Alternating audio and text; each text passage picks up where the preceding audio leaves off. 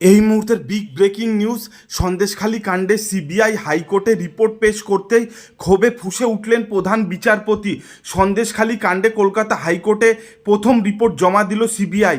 এদিন প্রধান বিচারপতি টি.এস. শিবজ্ঞানম এবং বিচারপতি হিরণময় ভট্টাচার্যের ডিভিশন বেঞ্চে তদন্তের স্ট্যাটাস রিপোর্ট মুখ বন্ধ খামে জমা দিয়ে সিবিআই জানিয়েছে তদন্তে সহযোগিতা করছে না রাজ্যের বিরুদ্ধে অসহযোগিতার অভিযোগ কেন্দ্রীয় তদন্তকারী সংস্থার।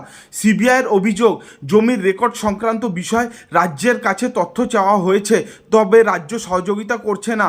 আদালতে সিবিআই জানায় জমি কেড়ে নেওয়া সংক্রান্ত মোট 9টি অভিযোগ রয়েছে। এক্ষেত্রে রাজ্য প্রয়োজনীয় সহযোগিতা না করলে তদন্ত করতে সমস্যায় পড়তে হবে। অভিযোগ শুনে এদিন রাজ্যকে তদন্তে প্রয়োজনীয় সহযোগিতা করার নির্দেশ দিয়েছে 2 বিচারপতির ডিভিশন বেঞ্চ।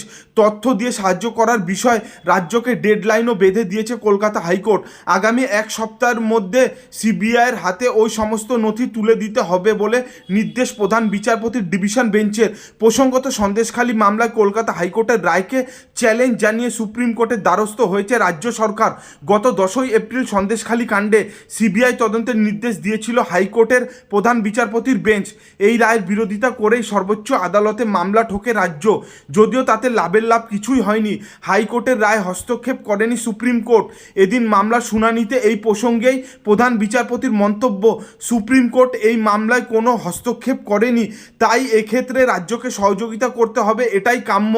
আগেই এই মামলায় সন্দেশখালীর কয়েকটি স্পর্শকাতর এলাকায় সিসি ক্যামেরা, রাস্তায় রাস্তায় আলো বসানোর নির্দেশ দিয়েছিল হাইকোর্ট। রাজ্যকে 15 দিনের মধ্যে ওই নির্দেশ কার্যকর করার নির্দেশ দেওয়া হলেও এখনও ওই নির্দেশ কার্যকর করা হয়নি বলে অভিযোগ। এদিন এই বিষয়ে ক্ষোভ প্রকাশ করে প্রধান বিচারপতির মন্তব্য, এরপরেও নির্দেশ কার্যকর না হলে আদালত অবমাননার মামলা করা হবে।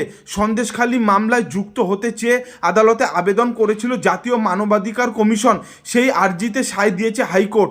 আগামী 13ই জুন এই মামলার পরবর্তী শুনানির দিন ধার্য করা হয়েছে।